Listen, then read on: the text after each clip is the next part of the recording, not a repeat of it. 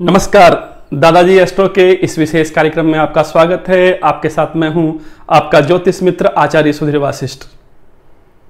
कल रविवार को 19 जुलाई को भगवान शिव का पर्व शिवरात्रि मनाया जा रहा है, किंतु हम कल प्रातःकाल ही भगवान शिव का जलाभिषेक कर देंगे।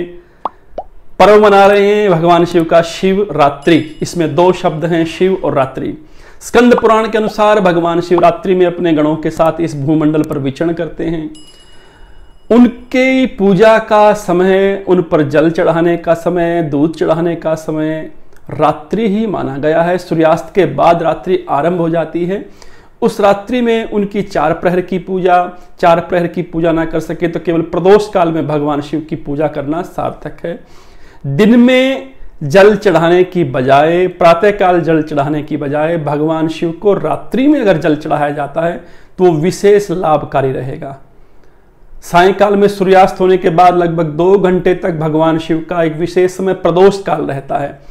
सूर्यास्त के बाद 2 घंटे तक, लगभग 7:30 से 9:30 बजे के बीच का जो टाइम है रात्रि में, उस समय भगवान शिव पर जल, दूध, घी, शहद चढ़ाने का विशेष फल कहा गया है। इसलिए आप सभी से निवेदन, आप सभी से आग्रह है कि कल एक नई परंपरा का आरंभ करें। रात्रि में भगवान शिव पर जल चढ़ाकर भगवान शिव की कृपा को प्राप्त करें।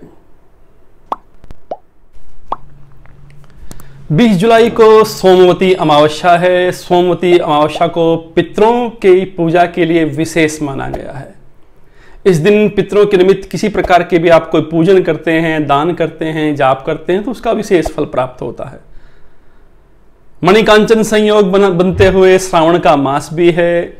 सोमवार का दिन चंद्रमा का दिन होता है और भगवान शिव के लिए भी ये विशेष है और पितरों के लिए भी ये विशेष है। इस दिन अमावस्या भी पड़ रही है, तो एक तरह से दोनों ही देवताओं के पूजन का ये दिन है, भगवान शिव का भी और पितरों का भी। पितरों के पूजन के लिए, पितरों के पिंडदान के लिए हम कोरोना काल चलते हुए तीर्थ यात्रा नहीं कर सकते, किंतु हम अपने घर में ही एक उपाय कर सकते हैं जिससे पितरों की प्रसन्नता, पितरों की कृपा हमें प्राप्त हो सकती है। इसके लिए आटे को गूंथ के, जिस प्रकार से हम रोटियां बनाते हैं, रोटी बनाने से पहले जो पिंड बनाया जाता है, जो पेड़ी सी बनाई जाती है, वैसे एक पिंड आप आटे का बना ले। घर में जो आटा गेहूं का होता है उसी से बना सकते हैं। अगर जौ का आटा मिल जाए तो सबसे बढ़िया। उस आटे के पिंड को बना के एक थाली में रखें। थाली में उसे रखकर अपने मंदिर में, अगर आप घर में मंदिर नहीं है तो किसी भी शुद्ध स्थान पर एक चौकी पे, पटड़े पे उस थाली को रख के उस पिंड पे थोड़े से तिल लगाएं, थोड़ा सा उस पर शहद डालें। तिल के तेल का दीपक जलाकर एक इस मंत्र का जाप करें, ओम गदाधराय नमः।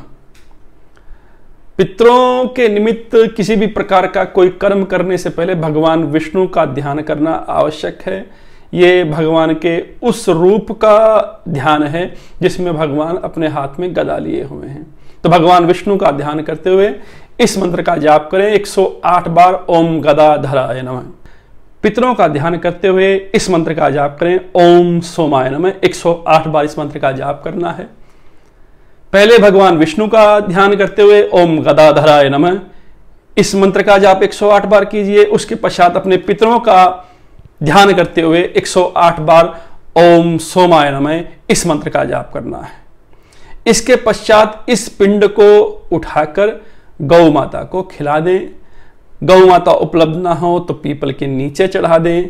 पीपल के नीचे भी अगर आप नहीं चढ़ा सकते हैं तो अपने छत पर पक्षियों को इसको अर्पित कर दें। इससे आपके पितरों को प्रसन्नता मिलेगी।